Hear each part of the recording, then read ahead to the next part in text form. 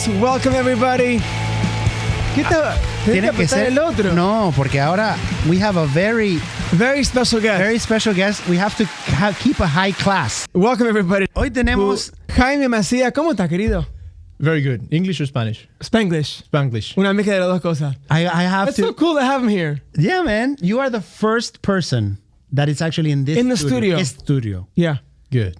We're so honored. When I saw him at the restaurant, where we met at the restaurant before, and we said hi, I couldn't make eye contact because this man is beautiful. He's a beautiful guy. Man. He's a good-looking guy. And he's saying, "Oh, I'm not good looking." You are very good looking. And then on top of that, he was wearing a normal t-shirt, and then he comes out with this jacket. I'm like, but ¿qué hacemos ahora? Ya está.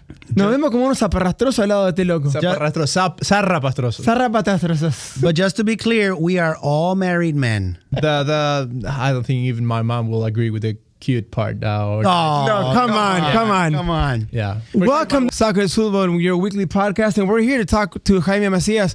He's got a long history. No, para un poquito, no vale, bola. Yo no tengo el saco. Acá tenemos calidad. Bueno, está bien, yo me quedo como estoy. We're going to talk to Jaime today. We're going to talk to get to know a little bit about who he is, what he does. I've been following this guy since his days back in the day in beIN Sports. You probably know who he is. And yeah, it's just good to be here. What do you think, Eric? You got some good questions lined up? I do. I'm excited that we have a person that has been so close to Messi, to all the other professional players. He is right there. He is in the field. He's a cuadras. Está ahí.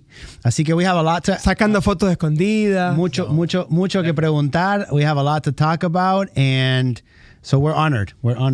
No, thank you. Thank you. Pleasure being part of the show. I followed you a long time ago. It's a type of show I watch.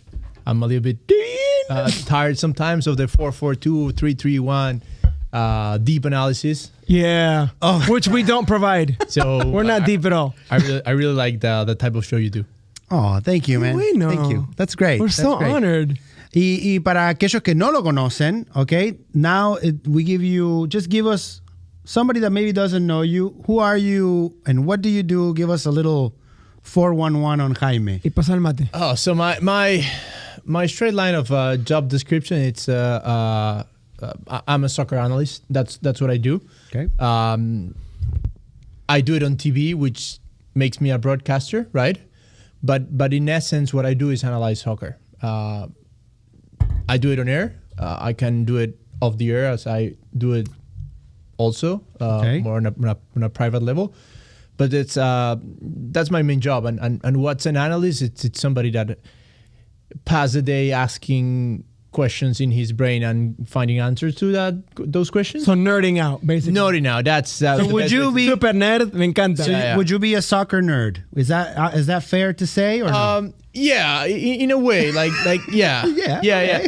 No, but the thing is that for me the difference, because I think that the soccer nerd, it's more in the direction of pure knowledge, and analysis that knowledge in a purpose, in an explanation, or developing something. So I became an analyst by being a soccer nerd first. Right. Okay. So it's not that I'm avoiding the topic. No, it's just of course. The evolution. No, and we had lunch together and we talked about soccer, Fútbol. And not only are you a soccer analyst, you're also very passionate about, when you're not analyzing soccer, you are also the way you spoke to us about, what's going on with MLS and what's going on with, world soccer, you're very passionate too, which is great. Well, the thing is that soccer for me had been my path on exploring my curiosities. Like I've learned about geography through soccer, I learned about economics through soccer, I learned about politics through soccer, right? So I think that one of the biggest mistakes that we do in daily soccer content is that we try to explain soccer with soccer. We try to explain why a team won a game or why they lose a game through pure soccer analysis. And yeah, for sure, there is a part of a 90-minute explanation of something that happened within a game that is very specific. But when you see the big picture it's wider than a lineup, a red card, or an offside goal. Right. We usually, our depth of analysis whenever we Those two words don't even combine with us. whenever we see a team that we don't like, our analysis is this. What is the coach drinking today? Is he drunk? That's the depth of That's about how deep we get. That's about it. ¿Qué le pasa a este? ¿Se fumó algo? ¿Qué pasó? ¿Cuánto se fumó? Claro. Now, let me ask you a question. Just to get this started, and it wouldn't be soccer de fútbol if we don't ask this question. Yes. Is it soccer or is it football? And why? And why? Oh man, that's a long answer. We like that. We like that. We like that. No, I was having like this conversation on the weekend, and I was saying like, did you know? And probably I'm wrong, and correct me if I'm wrong. Soccer does not have a translation, right? Because the football with a U is translated Football. football with a double O, right? Sí. That's the word in English, the word in Spanish. We're not talking about which sport it refers to. Yeah, there's no English there's no Spanish equivalent of soccer. There is no Spanish equivalent to soccer. So for me, it's football because my first language is Spanish. Punto. Punto. Right? Yeah.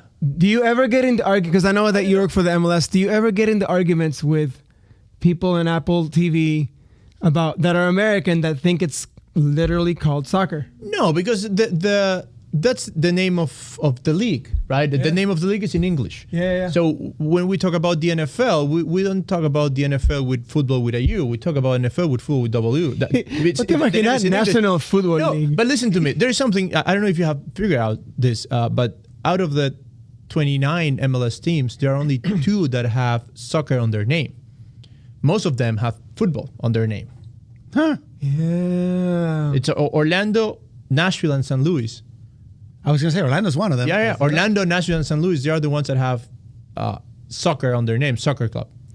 But most of them, they are football teams. Football. And Miami is football with a U. And Montreal is football in French. Sí, es verdad. Mira, you know where after we've been here. That was deep. That was analyst right there. That was a soccer nerd. That's a soccer nerd right there. That's a soccer nerd. Not good. You know, Dina, sorry. You know where I started to appreciate even more the soccer versus football? Uh-huh. When you're searching on Apple TV or if you're searching on any sort of device and you want to filter the content by sport, I'm so glad soccer is there. Because football would be what? Yeah. Yeah. You know what I mean? Like soccer is great for that sense. I would like to know, like, for example, in England, like, why? Because you have the football, soccer, and football, rugby. Yes. Yeah. So at what point they stop using the 2 words together, right? Because football, soccer end up being football. Yeah. And football, rugby end up being rugby. So at what point? It was rugger. Wasn't it like It was 1800, rugger. Yeah. 1800, something like that, late 1800s? They used to put ER on everything. And we've already established in this podcast previously that soccer is a British word. It's from England. Yeah, Yes. That's why We for years thought it was It was Rugger. rugger for rugby, and it was soccer for Association football. yeah. Entonces se quedó así, and then they now at some point they changed it back. No, to and football. the Australian national team are the Socceroos. The Yeah. soccer kangaroos, yeah. The soccer is. The soccer is. Así que bueno, thank you for that answer. That was very good. Viste que viene una lista. Es imposible. This guy we went deep immediately. We've never been this deep in this studio ever, so just bear with us. It's like silence. We're coping with it. We're like, so Jaime, where are you from? You said your main language is Spanish. Tell us where are you from, and where were you born, and when did you start soccer? Like when did soccer start in your life, and where are you from? Well, soccer started pretty late in my life, to tell you the truth. Yes, I'm from Ecuador, South America. I was born and raised in Ecuador. I lived in Spain during the college year before coming to the U.S. in 2015. My favorite sport has been motorsport, racing. That's my automobilismo. That's awesome. That's my main sport. I didn't like soccer. My friends were playing soccer, and I didn't like soccer. I didn't understand soccer. I didn't get the enjoyment of the game. Yeah, I didn't have like a lot of physical attributes also for playing, and I was not good at it. So well, hold on, pause. Yeah. Now that you've brought up your physical attributes, I would like to do something. Can we stand up? Yes, is I want to okay? stand. Can we look at this? Okay, so our studio is meant for, and you are one step behind. Hold on. Bro. This guy, what is your height, sir?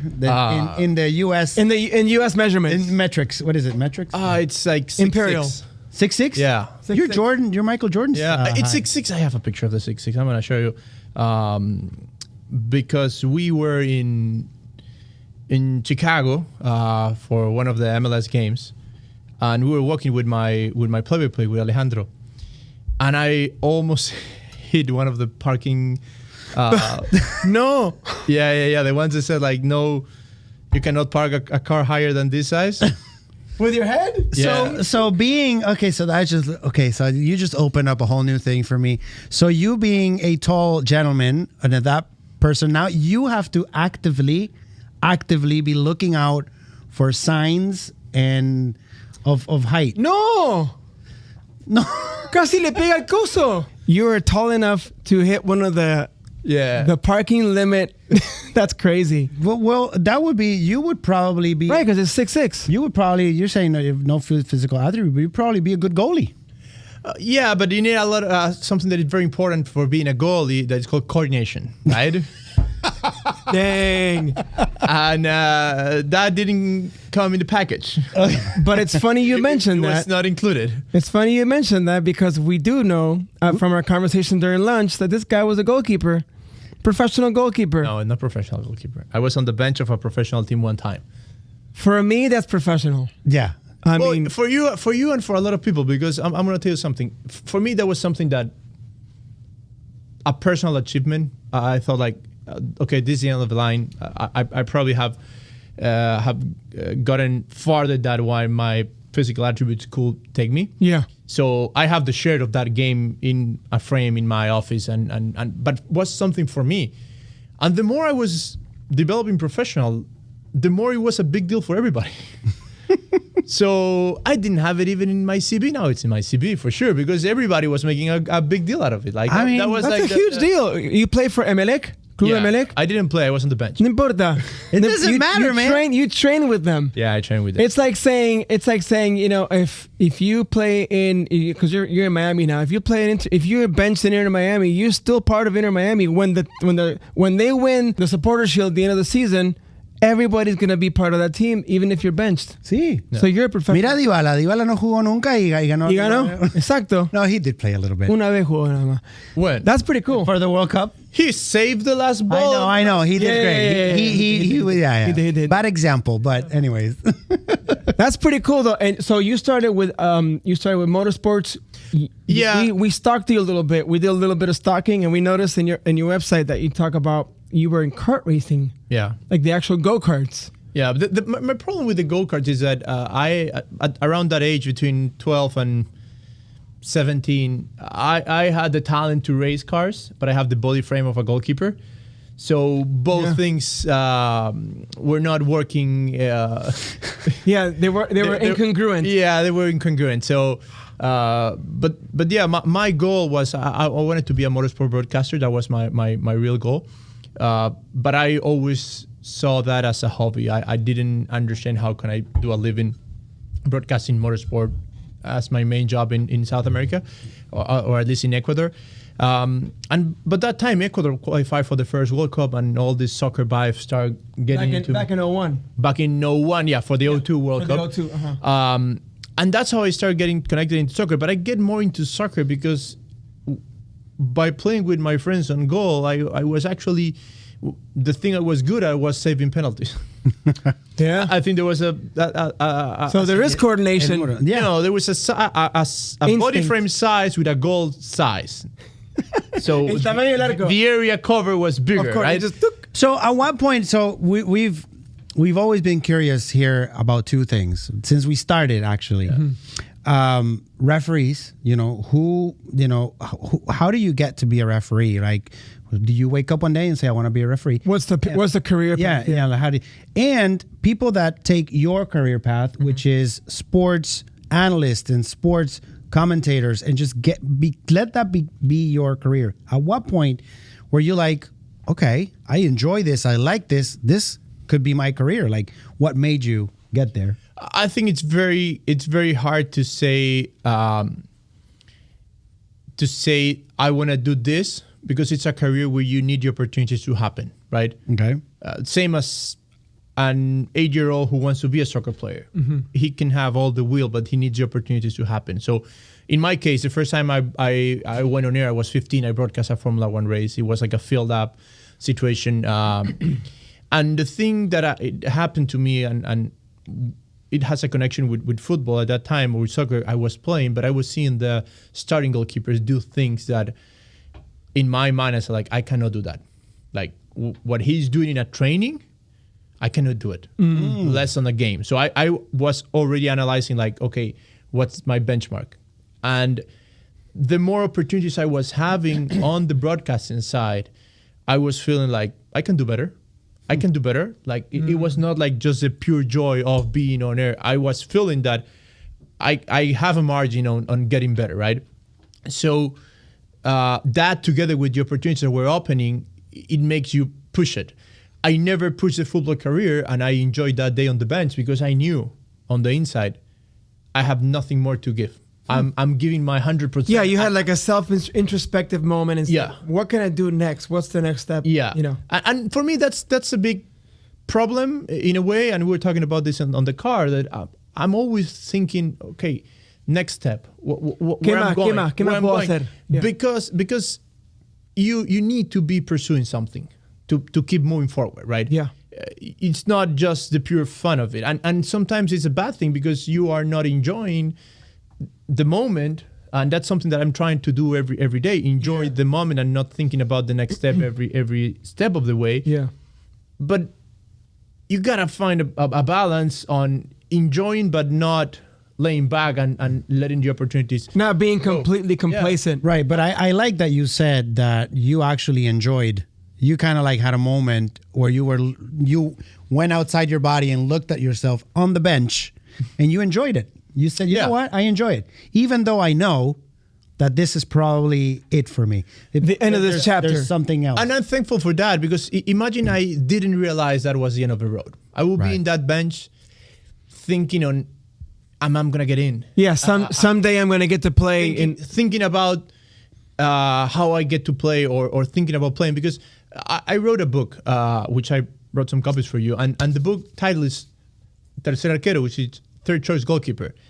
And for me, how I consume football and how I understand the whole context of the game, the team, the challenges, where are we going, what's my role, is in that unique position. Because that how you see things as a third choice goalkeeper, nobody else on the team can see it. Because even the backup is thinking about, when is my chance? I should be playing. You are so far from that opportunity that you are not focusing on that.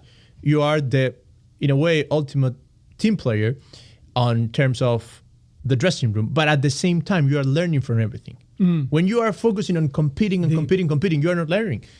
You are just focusing on yourself, how I can get better. I don't care the other things. I'm caring about the coach. I'm caring about the starting goalkeeper. Yeah, you're preaching, okay? This is almost like a life. This turned into a little life coach. And here's the book. Loco, regalitos. You sure? They told me you like gifts, so we love gifts, and we also have gifts for you. Don't worry, we're gonna get that in a second. So, listen, this is a life coach moment right here. Can we have you sign him after the? For the sure. thing? For sure. I don't. I'm not a reader. I'm more of an audio. I'm more of an audiobook person, but I promise you, I will give it a fair try to read. Look, I'm going to tell you something. There are two things you have to read. There's only there's some pictures. Great. Yeah. I'm going to tell you something. Look, you got to read the back cover. Okay. And the introduction. And then take it. If you're not engaged by then, just put it on the decorations you have in your office. Okay. But if the introduction does not pick you, grab you, all right, right, yeah. Well, it's called Tercer Arquero, which means the third goalie. Third string goalkeeper. Yeah. Third string goalkeeper. Third choice, Tercer Arquero, and you can get it on Amazon. You can get it on Amazon. You gotta search it in Spanish. Not in English. Search it in Spanish. Tercer Arquero, yes. All right, so I'm gonna give it a fair shot, and I'm gonna text you and tell you all about it. Thank you for that. We actually, can we do a little gift section? A little gift section. We have some gifts too. We're not the only one. Middle of the episode. Sorry, we're interrupting this podcast to give each other gifts. So we know we stalked you a little bit. So We stalked you. We stalked you. for months. so we prepared some stuff for you, and you. So- First of all, hold on. For our audience that are Argentinian, we did offer mate before. He told us he doesn't. No, I partake. told you I would drink mate. You drink it? Okay, Oh, cool, man, cool. No, now we look like super. No importa. Compartamos. All right. So, anyways, Mate para vos, soccer y fútbol. and then There you not go. only that, the mate has. I don't know if you noticed, has our logo, but it has a soccer ball and some checker flags. some the checker logo, flags. I love it. Nice. Yeah, Nice. And if people cannot see, it's the same logo that's here. So Yeah, and then it has your name down there. So that's for you. And then Esta es Navidad, chicos. we made a special edition soccer's football shirt with the Ecuador flag. So that one you can keep For or you, for sure, look please at that. wear it. I wanna wear it. You know, Get everybody jealous Listen, there's this in the stadium. This is the two of we only made two of these. One for Robidron and another one for you. Jaime, perfecto. We've never made another one, so you guys have you. special limited You edition. know, I struggle a little bit in choosing what to dress. You saw the video, so this is gonna solve a lot of issues. This guy says he struggles how to dress, pero mira cómo se ve. Está de una increíble. pinta Yeah. terrible. Facha de loco. No, but my biggest problem is like the business casual. You know what? I mean? Yeah, Like, yeah. It's kind of like a very weird Yeah. term. I'm either like you saw me at lunch, Yeah. or this. Yeah. Everything in the middle is for me a problem. I don't know. Bueno, the other day, for another quick break, but the other day we uploaded a story. Sí. And then you said, Que se me había acabado dulce de leche. sí, que se te acabó. I ran out of dulce de leche. And that same day, we got an Instagram message say, El negro. it only says, I got you. That's the only thing it says. El negro. I don't know decía, what that meant, but then that box arrived. Nos llegó una cajita. Este loco. Nos mandó No. Okay, hold on. 50 kilos de dulce de leche. No puede ser tanto dulce de leche. Está increíble. Espera, and then now Jaime is going to receive some too. Jaime, Yeah. para vos es riquísimo. And the cookies. No, there's no cookies. No tenemos galletita. Ey. Pará que se rompió. No, ahí está. Se rompió el tuyo, el mío está bien. Era- Uy, aquí Bueno, no importa. ¿Se rompieron o no? Los que no se rompieron, Ok, este va a ser para mí. este es and then- para mí. White Prime, dulce de leche. Listen, Riquísimo. we don't get Gracias. we don't get anything from like we get free dulce de leche. Ay, perdóname. He's not paying us or anything like that for our honest review, and we are Argentinians and we're addicted to dulce de leche, Y es riquísimo. and this is good stuff. So, anyways, you'll enjoy it. I'm gonna put this one down here. So, anyways, dulce de leche for everybody. Ahí está. ¡Regalito! ¡Feliz Navidad! Okay, so I remember you from I remember watching you many years in BN Sports, analyzing and talking about games, pre and post game, and you worked with Eduardo Vizcayar también, Yes, and Eugenio. we have a podcast. and you have a podcast. What's the name of that podcast? So we can Fútbol Infinito. Fútbol Infinito. What platforms are you in? I think, sorry about that. We were in a lot of platforms. Now we're just in Spotify and Red de Fútbol, which is a YouTube channel. Okay, So we... what's the channel again? Red de Fútbol. Red de Fútbol y Fútbol Infinito. We're Yeah. gonna put it down here on the. We'll make sure we put it. Yeah, we had like a year of absence and we have restarted our project. So we did a podcast for 5 years. We stopped for a year and now... 5 we're back. years. Toma querido, Yeah. we're so Thank you sorry. very Sorry much. about that, brother. Thank you very much. Don't worry, my friend. 5 years. Yeah. Yeah. What advice do you have to people like us They don't know what they're doing. that don't know what they're doing? Like, that have fun, which is a weird advice from my side. I think that we are in an era where everybody consume sports in a different way, okay, likes different parts of the sport, and there is an audience for everybody.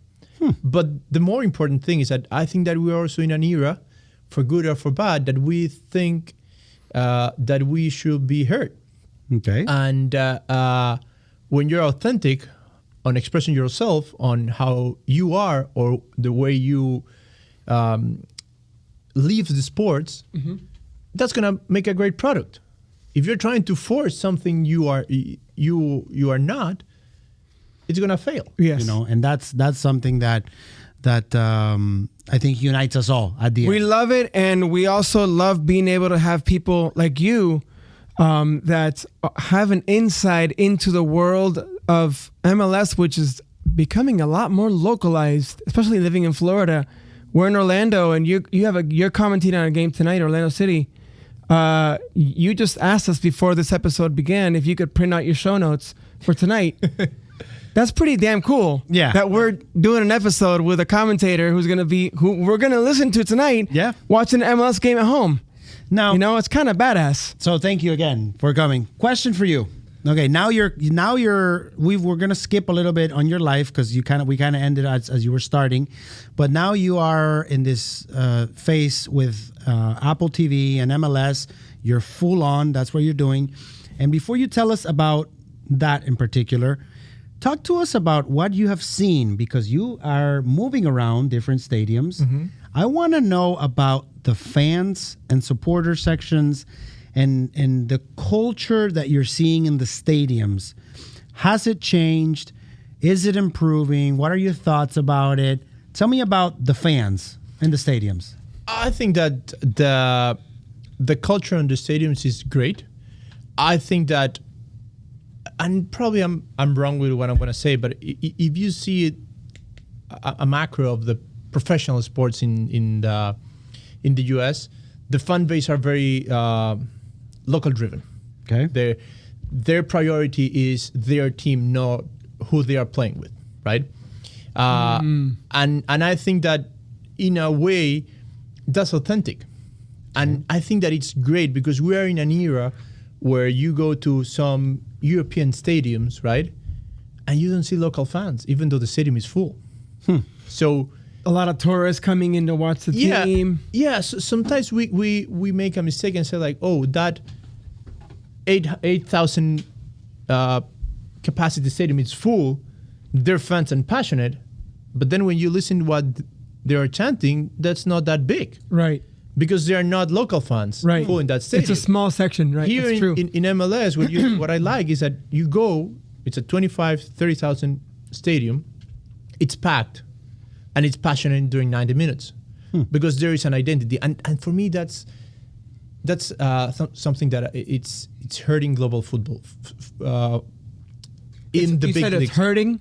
Yeah, in the The amount of big people leagues. the fact that teams are no longer counting on the support of local fans Of as local much as fans. people Yeah. that come from out of state. Yeah. out of city. When you go to the big European leagues, like England's a different country, it's a different thing. But when you go to the big European leagues and like this global market, it's damage. I don't know if damaging is the word, but it's disconnecting teams with local fans, and I think that's one of the biggest assets of MLS. The guys that packed the Columbus Crew Stadium every weekend, they love that team. They have seen it in the good and in the bad, and they are from Columbus. Yeah. When you go to Portland, like I love the Northwest. Portland Timbers, Pacific Northwest. I'm from Seattle, so. But so when you go to the Pacific Northwest, those teams pre-MLS and in other leagues, as a name, they have existed for more than 50 years. Yeah. Right? Yeah. So that's great. And then you go to Montreal, and their name is in French. They have French heritage. They have the bell because of all the cathedrals on the city as their main celebration routine, and that's great. So I think that's what I love MLS, the connection with the local fans with their team. It's like a grassroots support system, sure. right? Which we as okay, let's speak specifically Argentinians, and I want maybe South Americans in general. We believe that our hinchada, our supporter sections, was second to none. And yes, I mean there's some arguing about that, but when they say that U.S. soccer or MLS is more like a show, it's more like this, and it's maybe like a wishy-washy, it's not real fans, I kind of disagree with it because since we started going to the Orlando City games and doing the pre-games, the tailgating, and I think that culture comes from American football. For sure. Which I think it's an upgrade to our previas, because our previas are not organized. And Un asado cualquiera, no one plans, right. Here is some organized activities. They have a hierarchy of officers that work, like that members that work, that do different things within the Barra Brava. When you walk through the parking lot where they're having the tailgate, it's like mini complexes in every car. Like these people have TVs, like radios. crazy, they got man. games. The kids are playing. I saw the other day. A guy had a pool, like an inflatable pool. Everything of that happens before the game, and I've learned to enjoy. It's different because when I bring Argentinian friends to see an MLS game, they're like, I can't understand. Why does everybody respect everybody? How can I? Why are the opposing teams at our arm's reach that I can touch them? Like they're warming up in front of the supporters section. So, anyways, I agree with you that the MLS has grown to be a very fan-based, fan-supported, local roots sport.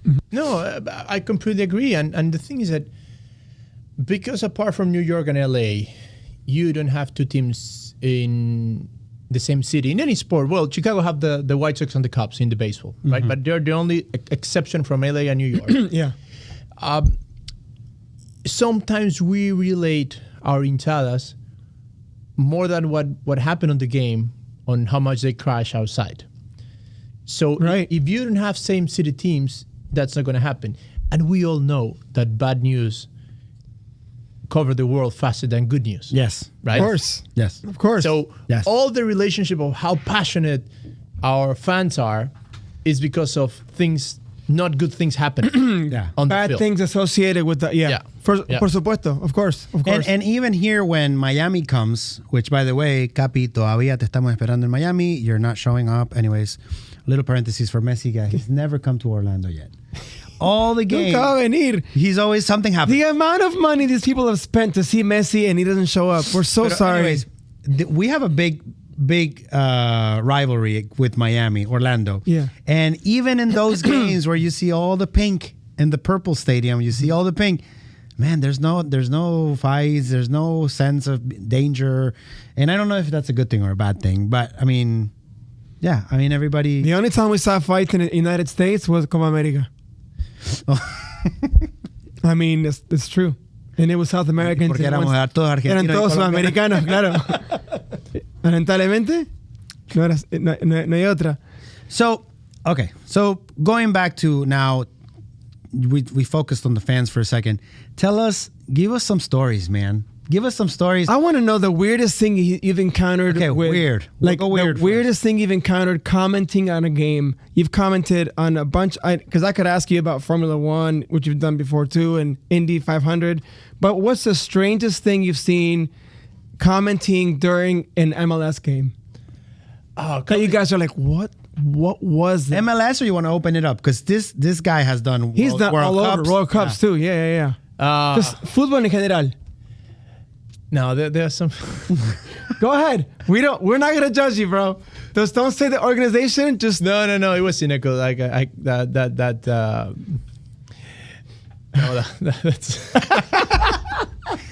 Okay, you'll tell us about that one later. But okay, Just like context. Like there was a part where we were two channels together, right? So the deal, because that's how they deal, is like there was one play-by-play and two commentators, but each commentator was doing for their own channel. No. Each commentator was commenting 15 minutes and 15 minutes. Like for example, I was doing for the play-by-play was calling the 90 minutes. Yes. But I was commenting during the 15 minutes. 15 minutes. He was commenting during the 15 to 30. I was commenting from 30 to 45, right? Uh-huh. So we were in like this dynamic. So in the part I was commenting. Me encanta. Ya me gustó. Yeah, apparently on the build-up to the game, he had an operation. okay. Okay? In a certain part. So during the time I was commenting and he was like just watching the game. He had an operation. This commentator that you're with Yeah. had an operation in a certain part of his body. Yeah. We're not gonna say which one, but we can safely assume that we know the part. You can assume anything. Okay. You can assume All right, anything. okay, Okay. So by the time in one of my 15 minutes, he was checking if the stitches were still there, Oh, wow. and I was like, kind of like, Pero was he going like this or whatever and lifting? I'm up not his gonna see shirt? you. No. So I was. You were him, So right? You were him, and I was in the middle, and you were the play-by-play. So I was commenting like this. So I'm like this. And I saw like this, and I saw like this, and I'm kind of back on the. I was like, did I see her? And he was like, whoa. And he just fell down because the guy was actually checking his stitches in a certain part. Did the guy faint? The other guy fainted? No, I was like, he whoa. was like, whoa, but the chair was not like perfect. This is fell during the game. during the game. So it's safe to say that you saw skin and that you maybe even saw some blood. Some blood. No, there was no blood for certain. There was Thank skin. God. Oh my Skin. gosh. So you can. I have no idea what I commented the last 15 minutes because my head was for sure not. You were like, I saw your stitches. Well, this is great because this is probably one of like the inner circle, stories. So you guys know what game, what timestamp, and It everything. was Peru, Colombia. Wait. Brazil 2014 World Cup qualifier. You Oh my gosh. don't remember about it. I'm You don't- gonna you don't find forget that about game. it. Danny, right? I'm gonna find that game on YouTube because if Jaime's tone is changing during the game when he's commentating, when he goes, le pasa la pelota. Le pasó la pelota. Ay, ay, ay. Yeah, no, Let me ask you a question about that situation. Yeah. How awkward was it when you guys finished the game, you took your earphones off, and you guys walked off? Did you guys even connect with this guy again? Did you guys ever see this guy? No, we that was like the dynamic of all the qualifiers. So he was like my second. Oh my gosh, he was always there. Yeah. But That's it funny. wasn't a surprise. Yeah, no, that one in the broadcast, and then like, Did he ever bring it up? Saying, hey guys, I'm sorry, I was checking my stitches. oh, he just laughed about it. I love That's it. awesome. He just laughed about it. Yeah. So That's great. there are other ones. Okay, that was the weird story. Now give me the feel good or like one of accomplishments. One of the most wonderful proud moments of in commentating. There are two types of proud. Like for example, I as I told you, it's a career that you cannot plan. You need opportunities to happen, right? And I think that there is a part where you think you can do it, but you need a certain game in a certain situation, a certain condition to say like, okay, I really can do it. I belong.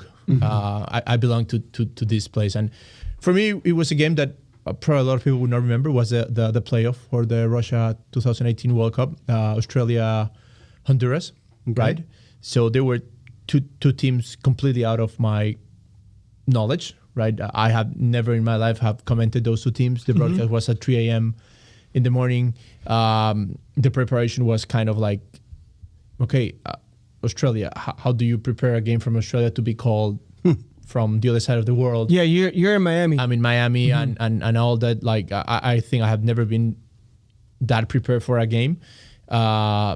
And in the middle of the night, like, and I think like every broadcast you do, you're always finding, I should have said this before, I missed this thing, I'm doing this. That game, it's probably the only game I have nothing to regret about myself. Wow. Like, That's it was good. like the perfect game. I have it, like, I record it and I have it on my house because like, I love it. this game proved me that I can do it because I'm always like, I like challenging situations. Of course. I like, okay, nobody knows anything about Australia. Boom.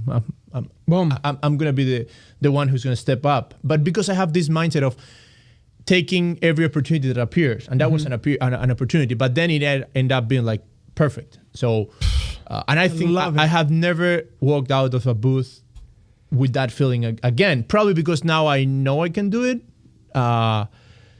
And that's like a proud moment professionally. But for example, at the end of the Netherlands, Ecuador in Qatar, That was kind of like, I cried for Histórico. an hour. Yeah, but this is history. yeah, but it was not about that. Like, I cried for an hour after that game because, so that was my fourth World Cup. I have never called Ecuador in a World Cup. I have never called. That was my second game on a stadium on a World Cup, because in the World Cup you do stadiums or you do IBC. Yeah. Wait, for our audience, IBC stands for what? International Broadcasting Center, which is like the main hub. So you're in Miami. No, you are in the city, but in In the city, but somewhere. Okay, got it. yeah. Like for example, every World Cup in the main city there is like the studios and Like a media the hub. Yep. Media hub, yeah. So that was my first time calling Ecuador in a World Cup. That was my first time En un estadio. calling him in the stadium. Ecuador played an extraordinary game. And two of my closest teammates by the time I was in Emelec, they were in that team. Oh my gosh. One is the all-time goal scorer of the Ecuador national team, and the other one was on the bench. And I think that I got to Qatar in a professional moment where I was like, I need to start enjoying more, not just focusing on next steps. So I was actually enjoying being there. So when the game ended, it was like a full mix of emotions. Oh my gosh, of course. I'm here, they are here. 20 years ago, we were, not 20, but 15 years ago, we were in a muddy pitch together. Full circle moment for Full you. circle moment. The performance was amazing. So that was like a kind of like... Qué lindo. Qué lindo. No, that's great. Yeah. You can't get that anywhere else. You In know what? football, yeah, you know? And you know what I love about that one? I didn't record that one, but there is a guy from an Ecuadorian newspaper that was behind me, and he saw it. So he came and interviewed me. Okay. Oh. So that's like, at that time, it's like, I'm making a fool of myself. But now, on hindsight, it's like, it's great that somebody captured what I was thinking at that time. Because Right. if you ask me the same questions 15 minutes later, I would be more analytical and not emotional about the thing. That's beautiful. I have one more analytical question. Can I? And then, okay, let's do this. One more analytical, and then I have one more question about an injury that I want him to talk about. Okay. Right. And then we'll wrap- Analytical question. Yes. Everybody's talking about the World Cup that is coming up in the U.S. We have the World Club. The World Cup. World Club Cup. World Cup. Why don't they come up with a different name? Seriously, World Cup Club happening in a year, Cup. and World Cup happening in 2 years in the U.S. I want to jump over both of those things. Okay. Where do you see soccer in 3 years from now here in the States? That means World Cup happened. Messi is no longer playing. And now the MLS has gone through a lot of hype. And this is a brand new season of what do you see the sport? Yeah, we need the nerdy answer. Yeah, where do you see the sport then? For sure, way ahead that where it is today, right? Because there is going to be a train that is going to be departing because of the context. You are going to be a part of it either way, right? So it's going on that direction. The thing with the U.S. is that the U.S. has always, the sports that have been growing in the U.S. has always have this direct correlation with what's happening with the other sports in the country, because it's probably the most multi-sport driven country. Yeah. Okay. Sure. And even MLS had grown tremendously, and I think MLS is in the top 15 leagues in the world. The last World Cup proved that the league that sent the most players, the league that had one of the 7 leagues with the most players, the league that had the players represented in more national teams. The transfer to Europe are growing in every window. It's still competing in a big global soccer market, which the other leagues don't. Right? It's the only. Soccer is the 3rd most watched sport in the country. That's a fact. Right now? Yeah, but Hey, well, hold on. Are you sure? More than baseball. Soccer is the 3rd most watched sport in the country. Ahora mismo. That's what I understand. Thank you. Because he predicted. Thank you. So Thank you. So Eric. So let me explain what happened. Eric is losing his mind right now. Thank you. Because he predicted a year ago we started this podcast. He predicted that by the beginning of this year, Eric, ven para acá, sentate, boludo, sentate. He predicted that soccer would take. Sí, cuidado. He predicted that that soccer would be the 3rd most important sport in this country. I believe. I believe that's true. The difference is that when we talk about other sports, all those numbers are focused on one league. Yeah. When we talk about soccer, there are a lot of leagues that contribute to that. Right. To those numbers, right? Right. So that talks about the momentum of the sport as a sport and where the path is coming in the next years. And I think when we talk about MLS, because it's a smaller sample, talking about Canada and talking the US because the US, it's a bigger sample. There are more teams. But for example, what Canada has been doing the last 4 years, it's in a direct connection with having true MLS teams. Because before those 3 MLS teams in Canada, the path for a Canadian to be a professional soccer player was a very difficult path. You need to do tryouts somewhere else. You need to do tryouts in the US. You need to do tryouts in Europe. There was no a professional path. Now there's a professional path in Canada with 3 teams. And let's say and the only sport that those 3 teams in the possibility of players being professional they compete is with hockey. Because even Toronto had the Blue Jays, there's no baseballs on the other 2 cities. Even the Toronto has the Raptors, there are not basketball in the other 2 cities. And if you take it to NFL, there's no NFL in those cities, right? So that's a path that US, I think, is going to follow because of context. Like the road is built. Yeah. We cannot jump the road. The road is there. Needless to say, Jaime is my favorite guest. You are welcome in our house anytime. We love you. But before we finish up, I gotta ask him because you got one to one. I have one more question. We were getting ready in your office, and we're talking about. He saw my tan lines and he goes, "You're a cyclist, aren't you?" And I go, "Yes, I am a cyclist." I couldn't believe it. It was great. And then we were talking, and one thing led to another, and he told me about a scar that he has right here. I don't know if you see it, because we said he's a good-looking guy, but he's marked. He has a problem. He has a flaw. He has a flaw. He has a flaw. And I want you to tell us before we finish up. Tell us about that flaw, how that scar happened, because it's pretty badass. The way it happened. Yes. All right. Let's see. No, it was a soccer War league. scars. It was a soccer league in Miami. I was in goal, like retired, or how we describe the leagues that you got injured and that I got injured. It was like a regional league, right? Okay. Yeah, like a recreational league. yeah. The thing Like is a that Sunday club. Yeah. but over 35, something like that. Okay. The thing is that those leagues are tough because our brain think that we can reach some balls that our body cannot do it anymore, right? Yeah, our body and our we're always getting late. We're crashing. So the thing is that it was a one-on-one. The guy who was coming towards me, he had the ball very tight to his feet. So when the ball is very tight to the attacking feet, you don't rush out. Right. Because with a single movement, he's going to leave you on the ground. So I just do 2-3 steps forward, cover the goal.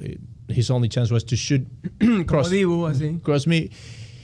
And in the last part of the play, the ball goes long on him. But I was already in a vertical position. I couldn't dive horizontally to protect myself, and I go forward with my hands in front. And when I'm down, I see like he's going to shoot. So instead of grabbing the ball, I just put my hands like to protect myself. Yeah. He shoots anyway, but he like blows on the air, right? And when he comes down, he hit me completely. So he knocks my teeth out. Apparently, I bite with the teeth broken, so I cut my lip. And I couldn't remember a lot of things. I remember calling the referee and saying like, "That's a red card." With all the blood. That's a red card. That was a red card. And he said like, "Yeah, that's the third time you tell me that." And I was like, "Oh, if it's the third time, so probably something's wrong." Estaba reconcussed, like Concussion protocol urgente. I remember the ambulance coming, and they took me in the ambulance, and in the way to the hospital, I was saying to the doctor in the ambulance, "How long did it take you to come here?" And he was like, "We came immediately." And I was like, "No, but how long?" The moment they called us, we were here. And I was like, "Dude, I'm not complaining." The first thing I remember is you coming. I want to know how long I was out. The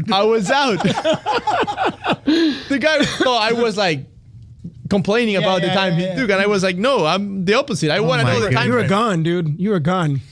Well, you've definitely earned your war scars, and you can. I love it. Yeah, I love it. What a great story to hear before the podcast started. I loved it. Jaime, you've been a pleasure to be here. Thank you for being here with us, and we were just honored to have you. It will not be the last time. We're gonna watch you tonight on Apple TV Plus. Watch you commentate. That's right. What's the podcast name again? Fútbol Infinito. Fútbol Infinito. Fútbol Infinito. And the YouTube channel? Red de Fútbol. Red de Fútbol. All right, guys. We're gonna put all of that down there. So, anyways, thank you very much. You guys take care. Nos vemos. Esa. Vamos. Hey.